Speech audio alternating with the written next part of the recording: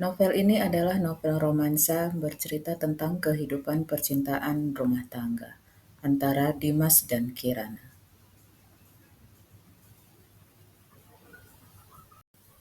Rumah yang terlalu rapi itu, angin hanya berani menyentuh tirai. Tidak ada suara tangis bayi, tidak ada mainan berserakan, hanya dua cangkir teh yang selalu dingin sebelum habis, dan perempuan dengan mata letih yang tak kunjung tidur nyenyak. Namanya Kirana, namanya berarti cahaya, tapi di balik senyum tipis manis yang selalu ia tunjukkan setiap pagi pada suaminya, ada gelap yang tak kunjung pergi.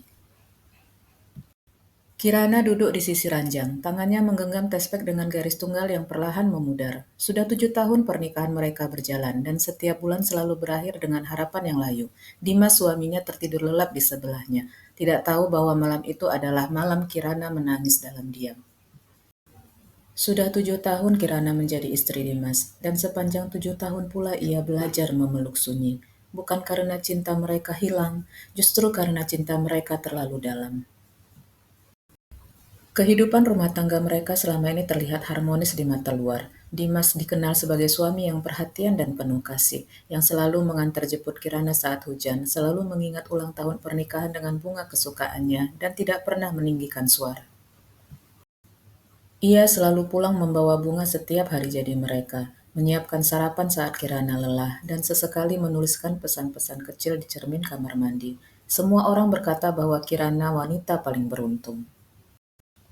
Bahkan ketika Kirana menangis dalam pelukannya setelah hasil pemeriksaan yang mengecewakan, Dimas hanya menggenggam tangannya lebih erat dan berkata, "Kamu lebih dari cukup untukku." Namun kenyataan yang terjadi saat ini, Kirana merasa semakin tenggelam. Setiap kali orang bertanya, "Kapan punya anak?" dentuman yang mengakibatkan hatinya seperti sepucuk surat cinta yang dilipat dan disobek perlahan. Perih. Ia selalu menjawab dengan senyum, tapi di balik senyum itu, ada satu kata yang tak pernah ia ucapkan dengan lantang, mandul. Ia menatap langit-langit kamar dan berbisik pelan, apa aku tak layak menjadi ibu? Apakah aku masih layak disebut perempuan jika tubuhku sendiri menolak kehidupan? Sudah berapa kali aku mencoba menipu diri, menyebut diriku kuat, menyebut ini takdir, menyebut semua akan baik-baik saja. Tapi di dalam lubuk terdalam, aku tahu ada ruang kosong yang tidak bisa kuisi. Bukan hanya rahimku yang hampa, tapi juga bagian dari jiwaku yang perlahan-lahan mengering.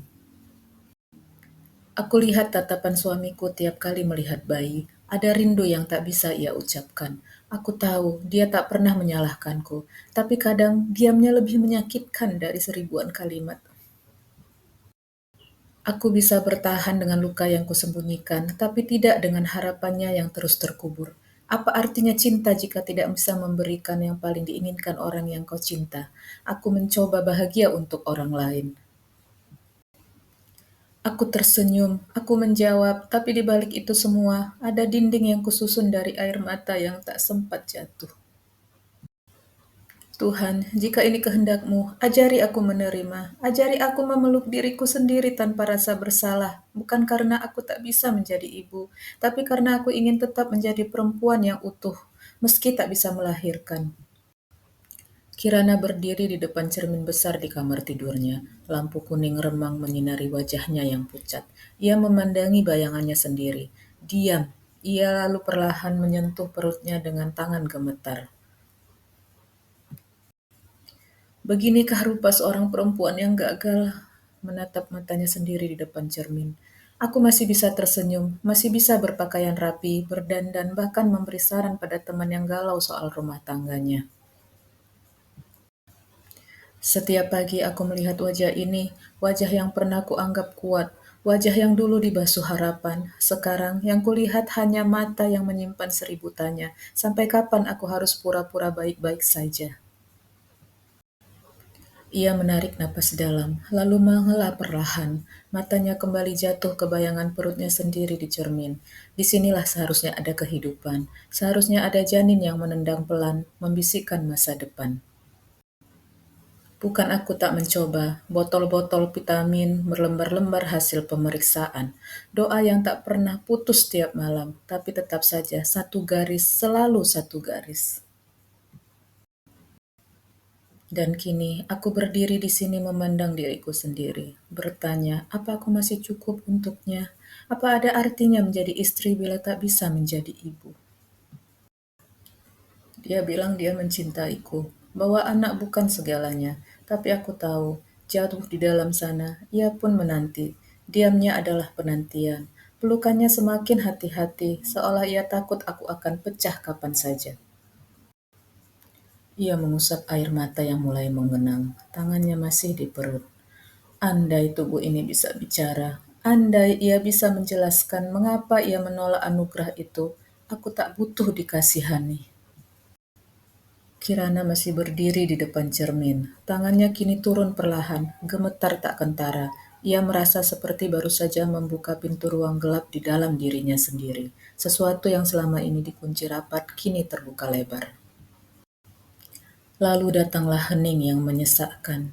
Hening yang tak bisa diredakan oleh kata-kata, hanya bisa dirasakan oleh hati yang lebih menahan. Air mata tak lagi mengalir deras, tapi di balik bola matanya ada genangan yang tak bisa tumpah sepenuhnya.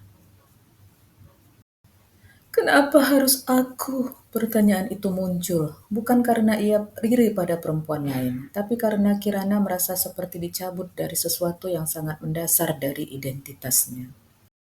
Ia ingat saat kecil, ia bermain boneka, pura-pura menyusui, pura-pura menjadi ibu. Ia tumbuh besar dengan cerita-cerita tentang keajaiban menjadi ibu, tentang bagaimana cinta seorang ibu adalah puncak dari segala bentuk cinta. Kini ia berdiri dewasa. Kirana menarik napas panjang, lalu menutup wajahnya dengan kedua tangan.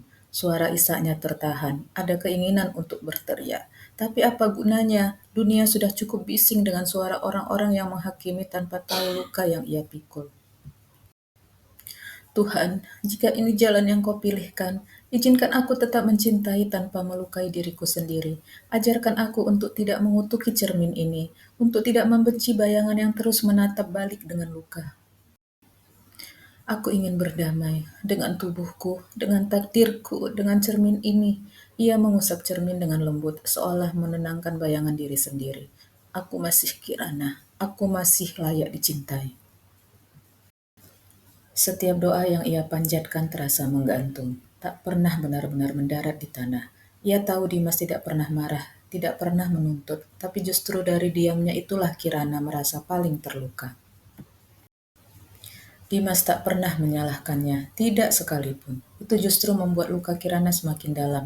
Betapa laki-laki sebaik Dimas layak merasakan tangis bayi di pelukannya. Tapi dia lebih memilih untuk memeluk perempuan yang tak bisa memberinya warisan darah.